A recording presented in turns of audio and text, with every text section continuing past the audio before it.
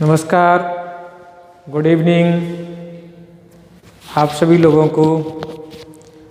कैसे हैं आप सब लोग? एकदम बढ़िया होंगे।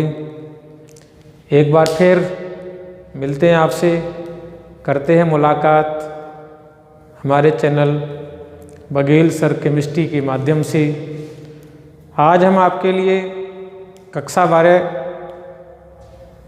UP board, Rajasthan board, NCERT board के जो ऑर्गेनिक केमिस्ट्री है उसका पाठ नंबर 11 में फिनॉल के बनाने की विधियां बताएंगे।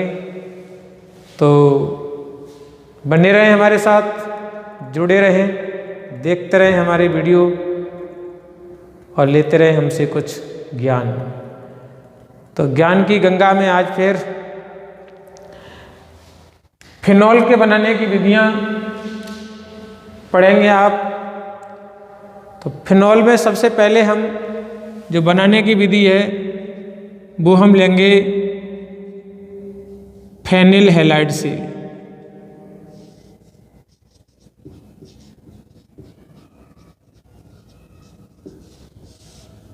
वैसे तो ये है कि जो फेनिल हैलाइड से बनाने की विधि होती है वो बहुत थोड़ी हार्ड होती है, सरलता से नहीं होता है। इसका जो हैलोजन होता है उस हैलोजन का लिबरेशन किसी भी OH समूह के द्वारा, किसी भी OH समूह युक्त क्रियाकारक के द्वारा सरलता से नहीं होता है।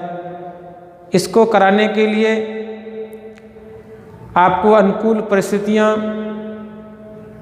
लगानी पड़ेंगी। उन अनुकूल परिस्थितियों में जब हम किसी क्लोरोबेंजीन की क्रिया सोडियम हाइड्रोक्साइड के साथ उच्च ताप और दाब पर कराते हैं तो आपको फिनॉल प्राप्त होता है। हालांकि ये जो है यील्ड्स इसकी वो बहुत कम आती है, क्रिया आपको ज़्यादा ताप पर करानी पड़ती है। तो हमने क्या लिया यहाँ पर, ये ले लिया हमने क्लोरोबेंजीन, और क्लोरोबेंजीन की क्रिया हमने करा दी NaOH से। टेम्परेचर क्या लिया हमने, 623 केल्विन टेम्परेचर है और 300 ATM दाब। तो क्या होगा हमारा यहाँ पर, सोडियम का फिनॉक्साइड बनेगा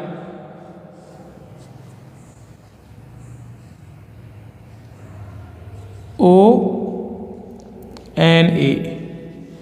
इसका हम क्या कर देंगे, अम्लीय माध्यम में उपचारित करेंगे तो आपको क्या मिलेगा, फिनॉल प्राप्त हो जाएगा। तो इस तरीके से आप क्या करेंगे, ये आपका फिनॉल मिल गया, ये आपका सोडियम फिनॉक्साइड है। सोडियम नाम पूरा लिख दिया है, फिनॉक्साइड, ये आपको सोडियम फिनॉक्साइड प्राप्त होगा। ठीक है, तो ये आपकी एक विधि रही क्लोरोबेंजीन से सोडियम हाइड्रोक्साइड के साथ इतने टेम्परेचर पर और इतने प्रेशर पर जब हम इसकी क्रिया कराते हैं तो आपको पहले जो है वो सोडियम का लवण बनता है और अंत में आपको क्या प्राप्त होगा, फिनॉल प्राप्त होगी। दूसरी जो हमारी विधि है वो है बेंजीन सल्फोनिक अम्ल से। बेंजीन सल्फोनिक अम्ल से। तो इसमें क्या करना है हमें, जो बेंजीन सल्फोनिक अम्ल है उसको NaOH के साथ अम्लीय माध्यम में क्या करना है, गर्म कर देना है। तो आपको क्या मिलेगा, सोडियम हाइड्रोक्साइड की उपस्थिति, जब इसको गर्म करेंगे तो हमें जो है वो प्राप्त हो जाएगा आपका फिनॉल। तो हमने ये क्या लिया,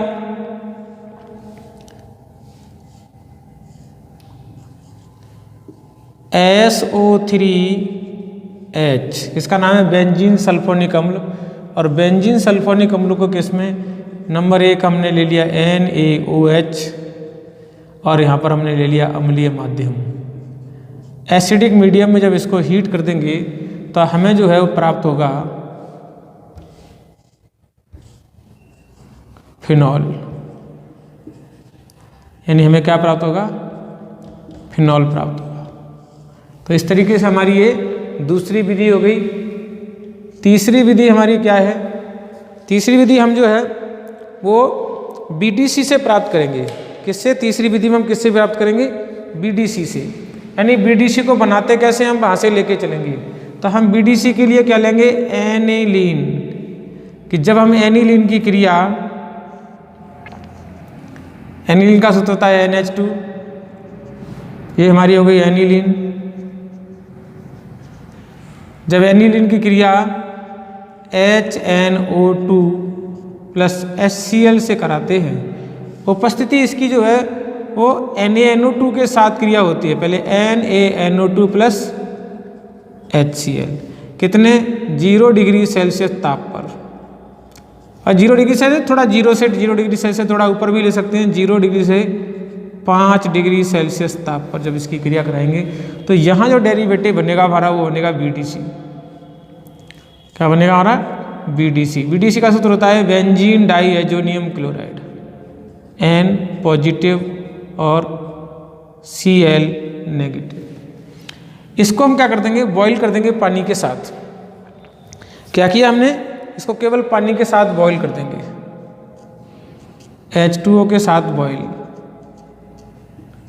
H2O के साथ जब बॉईल कर देंगे तो आपको फिनॉल प्राप्त हो जाएगा। OH प्लस यहाँ से क्या निकलेगा? N2 प्लस यहाँ से क्या निकलेगी? HCl। अपना मेजर कंपाउंड जरूरी है, बाकी का जो निकलेगा वो निकलेगा, आपको उससे कोई फर्क नहीं पड़ता है। अगली विधि जो है इसकी वो है क्यूमीन सी।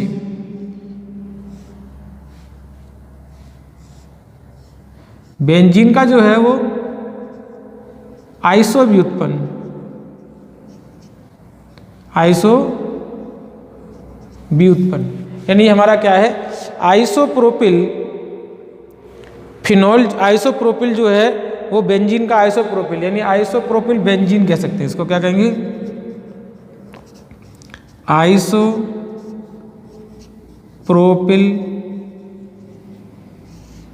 बेंजीन। इसे हम क्यूमीन भी कहते हैं। क्या कहेंगे इसको? क्यूमीन। आइसोप्रोपिल बेंजीन और क्यूमीन का क्या कर देंगे हम? इसमें हम ऑक्सीडेशन कर देंगे, और ऑक्सीडेशन करेंगे ऑक्सीजन की उपस्थिति में O2। जब O2 द्वारा ऑक्सीडेशन कर देंगे तो आपको क्या प्राप्त होगा?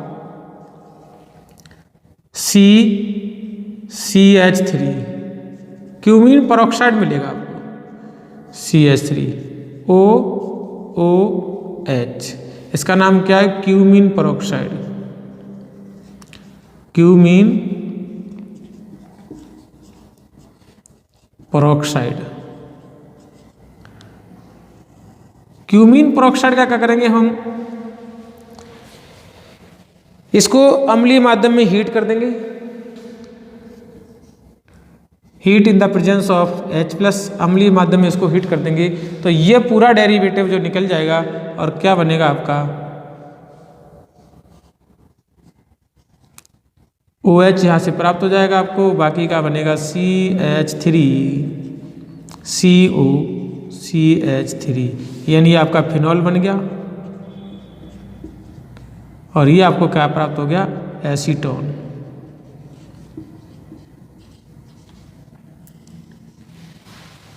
तो इस तरीके से हमने आपको ये जो है इसकी 4 विधियां, हालांकि कोल तार से भी प्राप्त करते हैं। तो कोल तार क्या है? उसकी कोई बेसिक रिएक्शन नहीं है, क्योंकि कोल तार में होता है फिनॉल भी होता है, बेंजीन के कई सारे भी उत्पन्न होते हैं।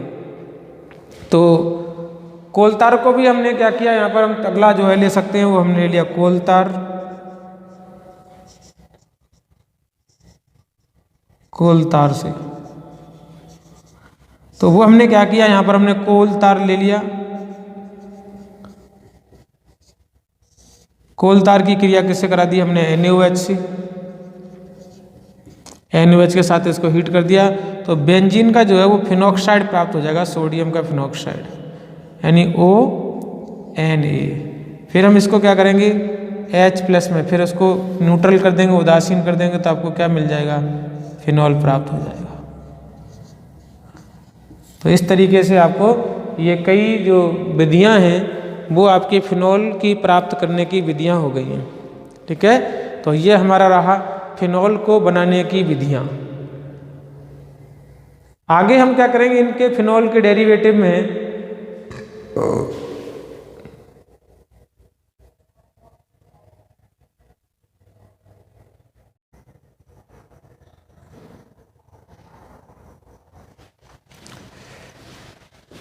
तो एल्कोहल और फिनॉल की बनाने की विधियों के उपरांत बाद में अब हम क्या करेंगे, एल्कोहल तथा फिनॉल के भौतिक गुणधर्म पढ़ेंगे।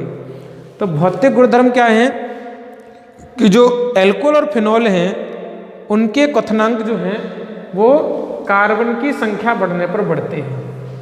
एल्कोहल तथा फिनॉल के जो क्वथनांक हैं वो कार्बन की संख्या बढ़ने पर बढ़ते हैं, क्योंकि जैसे जैसे कार्बन की संख्या बढ़ेगी वैसे वैसे क्या होगा, उनका जो अणुभार है वो बढ़ेगा। जब उनका अणुभार बढ़ेगा तो वो आपके क्वथनांक भी वृद्धि करेंगे।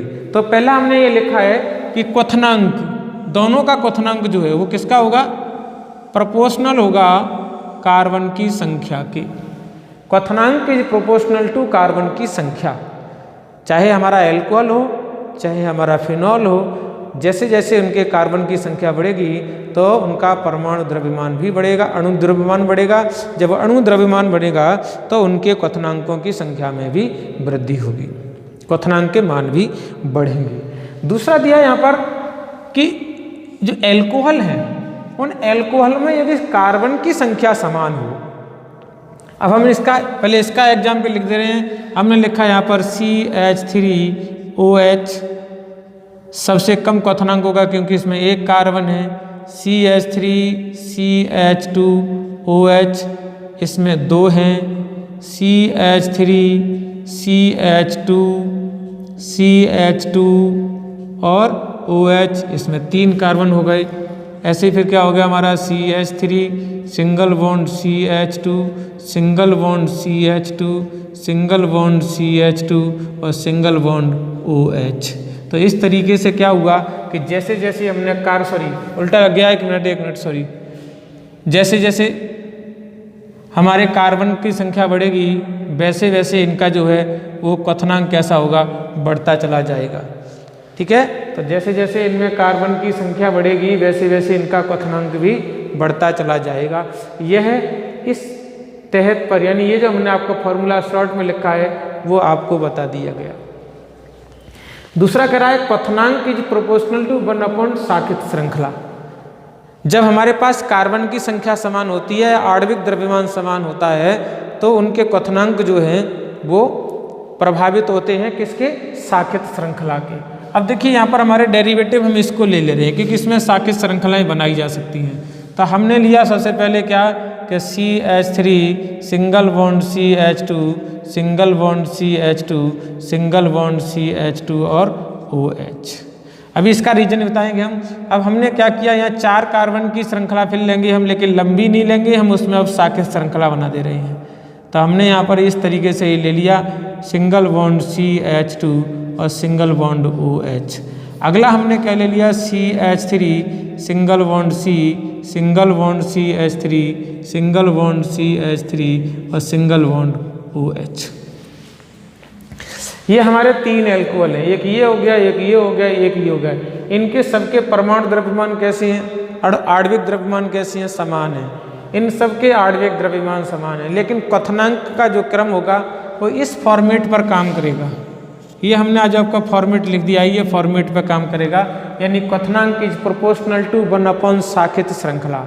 इसमें कोई भी शाखा की श्रृंखला नहीं है। इसका मतलब है यहाँ पर कोई भी शाखा श्रृंखला नहीं है, तो इसका जो क्वथनांक होगा वो सबसे ज़्यादा होगा, क्योंकि कोई नहीं है यानी बहुत कम है, ना के बराबर है। तो जब हम ना बहुत कम का जब उसमें भाग देंगे तो मान हमारा कैसा आएगा, ज़्यादा आएगा, यानी इसका क्वथनांक कैसा होगा, सबसे ज़्यादा होगा।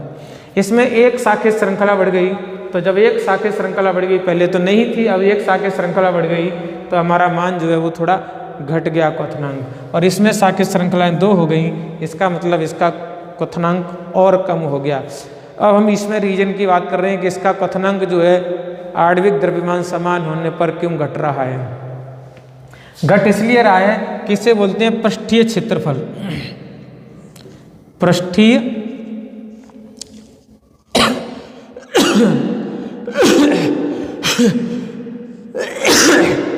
पृष्ठीय क्षेत्रफल घटने से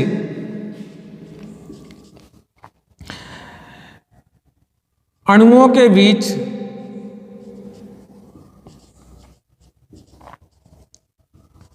वांडर वाल्स बल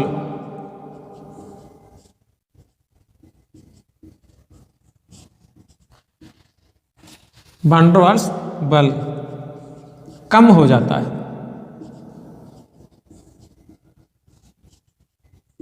इसका मतलब हुआ ये कि इसी प्रकार के और दूसरे मॉलिक्यूल भी यहाँ पर आएंगे। जब इनके पास ये पृष्ठीय क्षेत्रफल कम होगा, ज़्यादा होगा, तो इस प्रकार के बहुत सारे मॉलिक्यूल इसमें अधिशोषित हो सकते हैं। तो कहता है पृष्ठीय क्षेत्रफल घटने से। अभी देखिए यहाँ पर कितने, यहाँ पर जो हमारा पृष्ठीय क्षेत्रफल है वो यहाँ से लेकर के यहाँ तक नापते हैं हम। यहाँ पर हमारा क्या हो गया, ये 3 कार्बन का ये पृष्ठीय क्षेत्रफल हो गया। ठीक है, तो पृष्ठीय क्षेत्रफल घटने के बीच जो वांडर वाल्स जो बल होगा वो इस पर ज़्यादा लगेगा, क्योंकि इसका पृष्ठीय क्षेत्रफल ज़्यादा है। तो जब ज़्यादा है तो बहुत सारे अणु जो है इसके पास संपर्क में आएंगे, अर्थात बहुत सारे अणु जो है पास पास आने का प्रयास करेंगे। यहाँ पर पृष्ठीय क्षेत्रफल थोड़ा घट गया तो इसी प्रकार के जो कण होंगे वो कम आ पाएंगे। जब इसी प्रकार के कण जो है वो कम आ पाएंगे तो क्योंकि कण कम आए तो कम कणों को हटाना आसानी से हो जाएगा। जब ज़्यादा कण होंगे तो उसको हटाने के लिए हमें ज़्यादा ऊर्जा देनी पड़ेगी। इसी प्रकार यहाँ से यहाँ तक देखेंगे तो पृष्ठीय क्षेत्रफल यहाँ से यहाँ तक है, कम है, बहुत कम हो गया। यानी जैसे जैसे पृष्ठीय क्षेत्रफल कम होता चला जाता है, शाखाएं बढ़ती जाएंगी, पृष्ठीय क्षेत्रफल कम होता चला जाएगा। तो जब पृष्ठीय क्षेत्रफल कम होगा तो उनके बीच जो है वांडर वाल्स बल कम लगेगा। जब वांडर वाल्स कम लगेगा तो आपको जो क्वथनांक हैं वो भी कैसे हो जाएंगे, घटते चले जाएंगे। ठीक है, अगली बात जो है वो एल्कोहल और फिनॉल में OH समूह जो है वो अंतराणुक हाइड्रोजन आबंध जैसा होता है। अब देखिए अगला क्या दे रहा है, हाइड्रोजन बॉन्ड। अगला क्या है, हाइड्रोजन बॉन्ड। तो जिन परमाणुओं के बीच में हाइड्रोजन बॉन्ड ज़्यादा से ज़्यादा बनेंगे क्वथनांक उनका भी ज़्यादा होगा। तो पहले हम इनकी बात कर ले रहे हैं, किसकी, फिनॉल की बात कर ले रहे हैं, सॉरी एल्कोहल की बात कर ले रहे हैं। तो हमने क्या लिखा, R bond O bond H। अब R bond O bond H के साथ H bond O bond H R ऐसे भी लग गया। यहाँ से क्या होगा, यहाँ से फिर हमारा O bond R bond H। इसी प्रकार हम फिर क्या करेंगे, H bond O bond R। तो ये एल्कोहल और एल्कोहलों के बीच में जो होता है वो वांडर वाल्स बल यानी हाइड्रोजन बॉन्ड ज़्यादा पाए जाते हैं। हाइड्रोजन बॉन्ड जब ज़्यादा पाए जाएंगे तो ये जो कण होंगे वो बहुत पास पास आ जाएंगे और ज़्यादा से ज़्यादा कण जुड़े रहेंगे। तो इनका क्वथनांक जो है, जिनके पास में हाइड्रोजन बॉन्ड ज़्यादा होते हैं वो ज़्यादा पाए जाते हैं। तो इनके अंदर कौन सा होता है, अंतर अणु हाइड्रोजन बॉन्ड होता है। अंतर अणु का हाइड्रोजन बंद होता है। तो जब इनके अंदर अंतर अणु का हाइड्रोजन बंद होगा तो ये क्या करेंगे, दूसरे जिनके बीच अब ये कैसे ध्रुवीय हैं, हाइड्रोजन बॉन्ड भी बना रहे हैं, दूसरे से तुलना की जाएगी तब इनका कंपैरिजन किया जाएगा। ऐसे ही इसी प्रकार क्या होता है, फिनॉल में भी पाया जाता है। तो फिनॉल के अंदर हम देखेंगे, हमने क्या देखा, O, यहाँ लिखा O बॉन्ड H। अब इसका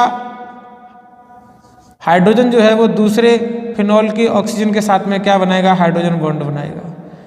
इसका हाइड्रोजन जो है वो दूसरे फिनॉल के ऑक्सीजन के साथ में क्या करेगा, हाइड्रोजन बॉन्ड बनाएगा। यहाँ क्या हो गया, फिर H हो गया। तो इस तरीके से ये आगे की ओर बढ़ाएंगे और इस तरीके की ये आगे की ओर पाए जाएंगे। इनमें भी कौन सा बॉन्ड पाया जाता है, अंतर अणुक हाइड्रोजन बॉन्ड पाया जाता है।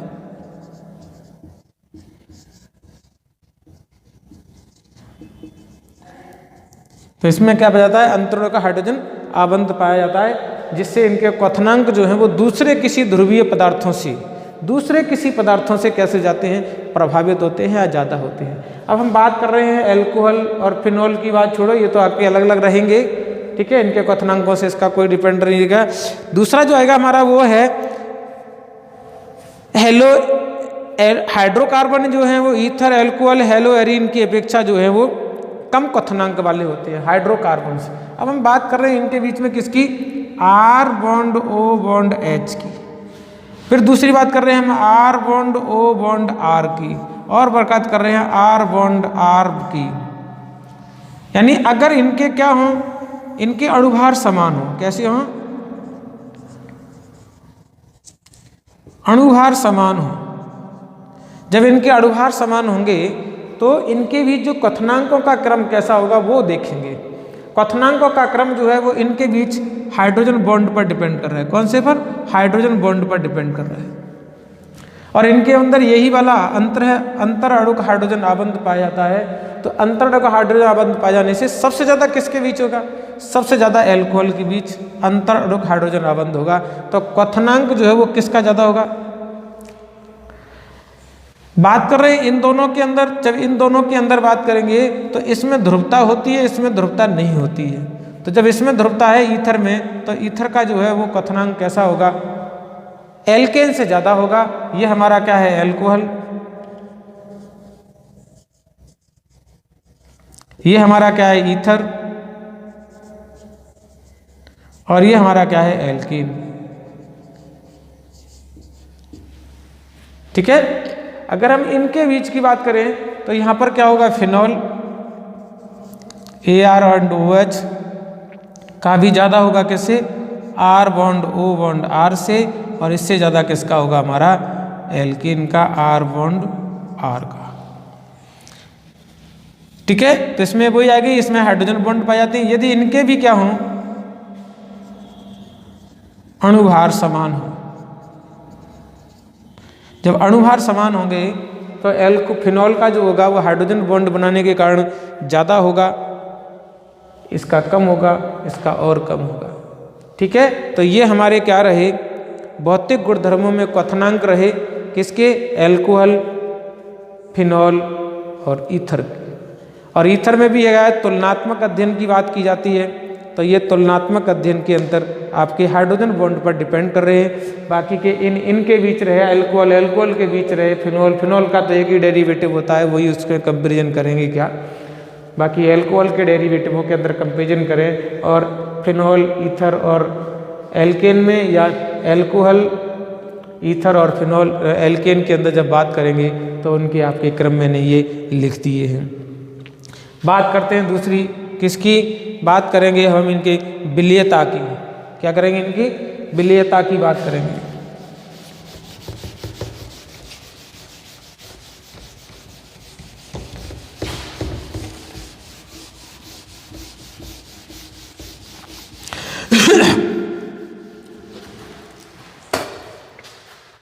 तो बात कर रहे हैं हम इनकी विलेयता की।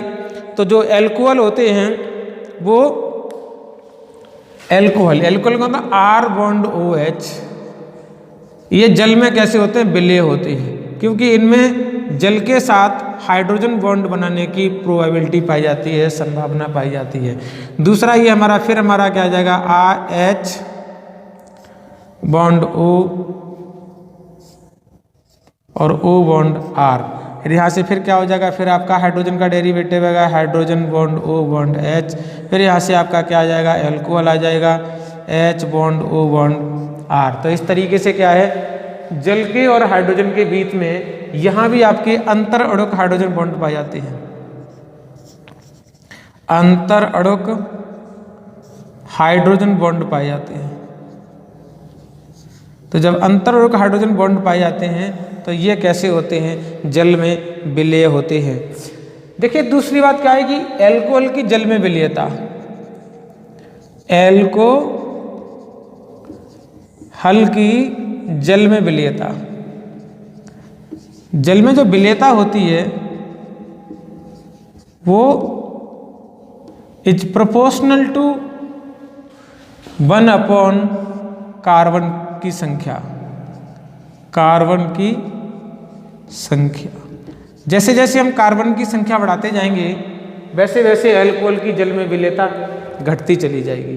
तो अब हमने क्या लिया, हमने लिया CH3OH अधिक विलेय होगा CH3CH2OH से, ये अधिक विलेय होगा किससे, CH3CH2CH2 और OH से। तो जैसे जैसे हम कार्बन की संख्या बढ़ाते जाएंगे वैसे वैसे हाइड्रोजन बॉन्ड तो पाए जाएंगे। ऐसा नहीं है कि इसमें हाइड्रोजन बॉन्ड पाए जाएंगे इसमें हाइड्रोजन बॉन्ड नहीं पाए जाएंगे, हाइड्रोजन बॉन्ड इन सब में पाए जाएंगे। जल के साथ हाइड्रोजन बॉन्ड सब बनाते हैं, लेकिन यह देखा है कार्बन की संख्या, ये जो कार्बन है वो जल विरागी होते हैं। कैसे होते हैं, जल विरागी। तो जब जब इनकी संख्या बढ़ती जाएगी, जल विरागियों की संख्या बढ़ेगी, तो ये हाइड्रोजन को क्या करेंगे, अल्कोहल को क्या करेंगे, OH समूह को क्या करेंगे, जल से दूर करने का प्रयास करेंगे। यानी इनमें जल के बीच और इनके बीच में क्या होता है, प्रतिकर्षण होता है। तो ये क्या करते हैं, एक दूसरे से दूर भागने का प्रयास करते हैं। जबकि अल्कोहल का जो OH समूह है वो जल के साथ में हाइड्रोजन बॉन्ड बनाने की प्रवृत्ति रखता है। तो यहाँ पर है अल्कोहल की जल में विलेयता जो है वो कार्बन की संख्या बढ़ने पर कैसी हो जाती है, घट जाती है।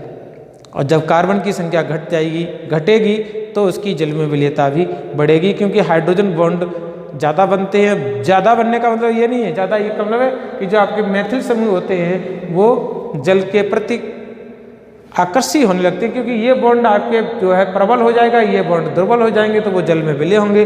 लेकिन जैसे जैसे कार्बन की संख्या बढ़ती चली जाएगी तो वो जल विरागी भाग जो है वो ज़्यादा हो जाएंगे, प्रबल हो जाएंगे। तो उनको कार्बन को, अल्कोहल को क्या करेंगे, वो अल्कोहल जल से दूर रखेंगे। तो ये आपकी ऐसे ही फिनॉल भी है। फिनॉल में भी क्या होता है, अब फिनॉल की बात करें तो फिनॉल के बीच में भी आपको हाइड्रोजन बॉन्ड पाए जाएंगे। फिनॉल के बीच में भी क्या है, हाइड्रोजन बॉन्ड पाए जाएंगे। लेकिन क्या है कि जो ये जो ग्रुप है, ये कौन सा, बेंजीन जो ग्रुप है वो जल विरागी होता है। कैसा है, ये जल विरागी भाग है। जब ये जल विरागी भाग है तो ये क्या कर रहा है, इस समूह को, OH समूह को जल से दूर रखने का काम कर रहा है। तो ये आंशिक विलय होते हैं, अल्प विलय होते हैं, जल में ज़्यादा नहीं घुलते हैं, क्योंकि यह भाग जो है, बेंजीन का जो भाग है वो इसको जल से दूर रखने का प्रयास करता है। तो क्या हुआ कि हाइड्रोजन बॉन्ड बनाने के कारण अल्कोहल जल में अधिक विलय होते हैं। जैसे जैसे कार्बन की संख्या बढ़ती चली जाती है, जल विरागी भाग बढ़ने से अल्कोहल की जल में विलयता घट जाती है। इसी प्रकार फिनॉल जो है वो जल में अल्प विलय होते हैं, क्योंकि बेंजीन की जो संरचना है, बेंजीन जो है वो जल विरागी होती है। तो जब बेंजीन जल विरागी होती है तो वो बेंजीन जो है वो जल से दूर रखती है अपने कणों को। हालांकि जल में घुलती है लेकिन बहुत कम घुलती है। जल विरागी बेंजीन समूह के कारण फिनॉल जो है वो जल में कम विलय होते हैं। तो ये रहा हमारे फिनॉल अल्कोहल के भौतिक गुणधर्म। अब हम जो है वो देखेंगे अल्कोहलों के रासायनिक गुणधर्म।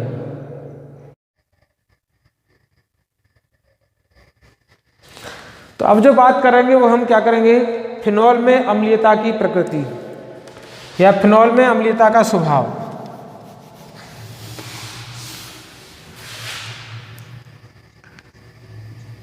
फिनॉल में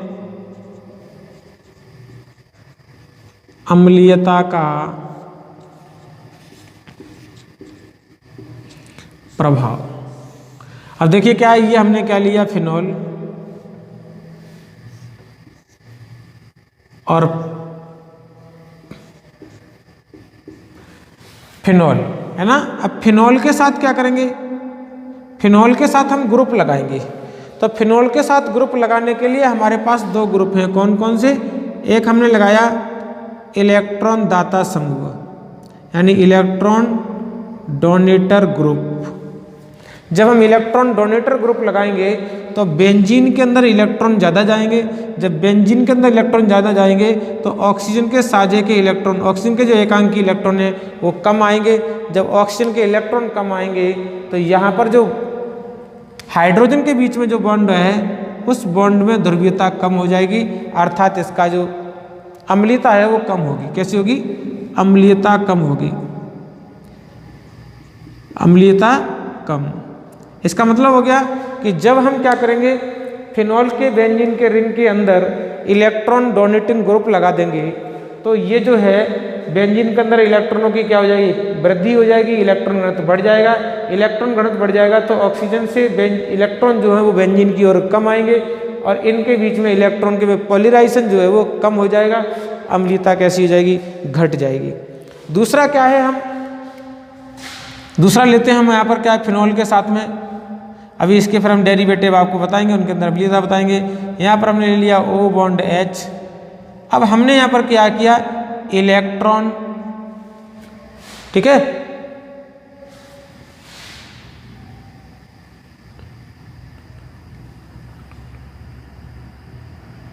इलेक्ट्रॉन ग्राही, ग्राही को कहते हैं यार एक्सेप्टर, इलेक्ट्रॉन एक्सेप्टर बोल देते हैं, एक्सेप्टर, इलेक्ट्रॉन एक्सेप्टर ग्रुप। यानी यहाँ पर क्या करेंगे, इलेक्ट्रॉन लेने वाला ग्रुप लगा देंगे, इलेक्ट्रॉन लेने वाला ग्रुप लगा देंगे। यहाँ तो क्या है, डोनेट कर रहा है, यहाँ पर क्या कर रहा है, एक्सेप्ट कर रहा है। तो एक्सेप्टर ग्रुप लगाएंगे। जब एक्सेप्टर ग्रुप लगाएंगे तो ये क्या होगा हमारा, ये जो है वो जब बेंजीन के अंदर कमी हो जाएगी तो यहाँ के इलेक्ट्रॉन अंदर की ओर जाएंगे और इसके इलेक्ट्रॉन इसके अंदर की ओर जाएंगे। तो यहाँ पर क्या होगा, अम्लीयता और बढ़ जाएगी। जब इसके तरह इस तरीके से हम क्या करेंगे, समूह लगा देंगे तो ये जो है अम्लीयता बढ़ जाएगी। अब यहाँ पर क्या आ जाएगा आपका फिनॉल। अब फिनॉल क्या है, बीच में है, तो फिनॉल बीच में है तो इसमें क्या आ जाएगा OH, अर्थात सबसे ज़्यादा अम्लीयता इनकी होगी, उससे कम अम्लीयता इसकी होगी, उससे कम अम्लीयता इसकी होगी। अब इनके कुछ क्या कर रहे हैं, ये तो क्या है, इलेक्ट्रॉन दाता समूह आ गया, इलेक्ट्रॉन ग्राही समूह आ गया, यहाँ पर कोई भी समूह नहीं है। तो इस तरीके से जैसे जैसे समूह आगे की ओर बढ़ते जाएंगे वैसे वैसे हम इनके अम्लीयता के प्रभाव भी बढ़ते जाएंगे। तो कुछ हम एग्जाम्पल इसके देख लेते हैं, फिर उनकी बात करते हैं, उनको हम अम्लीयता के बढ़ते हुए क्रम में लगाएंगे, फिर आपको उसके बारे में हम आगे की ओर बताएंगे। अब ये हमने क्या लिख लिए, फिनॉल के वो समूह लिख लिए जहाँ पर क्या है, अलग अलग ग्रुप समूह जुड़े हैं। तो ये जो हमारे 3 ग्रुप हैं, इन 3 ग्रुप में इलेक्ट्रॉन दाता समूह है, इलेक्ट्रॉन दाता समूह। यहाँ जो 3 डेरिवेटिव हैं वो हैं इलेक्ट्रॉन ग्राही समूह।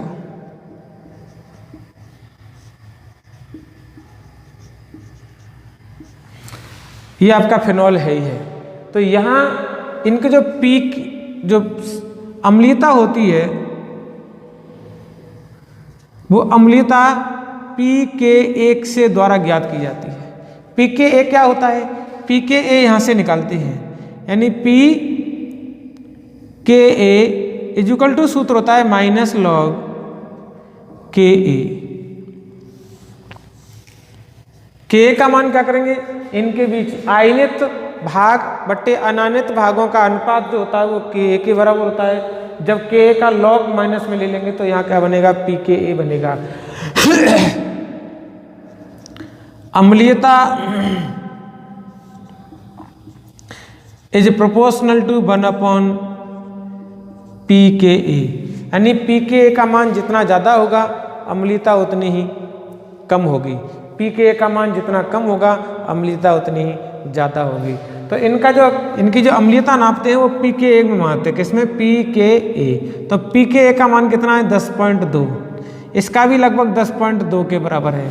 इसका कितना है, 10.1, इसका कितना है आपका 10, और इसका कितना है 8.3 के लगभग है, 8.3 मान लें, 8.2 माने 8.3, इसका कितना है 7.2, इसका कितना है 7.1।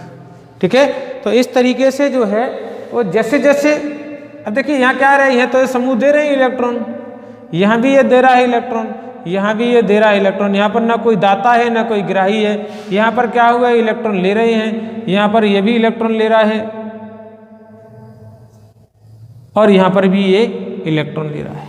तो इस तरीके से जैसे जैसे इलेक्ट्रॉन लेने वाले समूह बढ़ते जाएंगे वैसे वैसे इनका प्रभाव क्षेत्र भी बढ़ता चला जाएगा। तो अब हम और अगर यहाँ पर जोड़ दें, अब अगला और लिख ले रहे हैं, इसमें क्या है,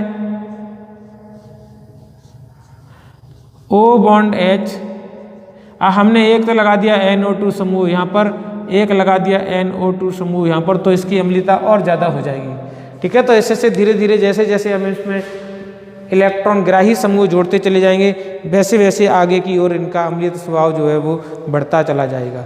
तो आज के इस वीडियो में आपको इतना ही, जिसमें आपने क्या क्या पढ़ा, फिनॉल के बनाने की विधियाँ पढ़ी, एल्कोहल और फिनॉल की अम्लीय प्रकृति पढ़ी, एल्कोहल तथा फिनॉल के जो रासायनिक गुणधर्म थे, भौतिक गुणधर्म भी आपने पढ़े, रासायनिक गुणधर्म भी पढ़े, और रासायनिक गुणधर्म में विशेषकर जो प्रवृत्ति पढ़ी है वो आपने सारी प्रकृति पढ़ी है। तो इस टॉपिक के अंदर इतना ही, इस वीडियो के अंदर इतना ही। दें हमें इजाज़त, अगली वीडियो में मिलते हैं आपसे। हमारे चैनल को देखें, लाइक शेयर सब्सक्राइब अवश्य करें, यही हमारे लिए आपके द्वारा दिया गया धन्यवाद। जय हिंद, जय भारत।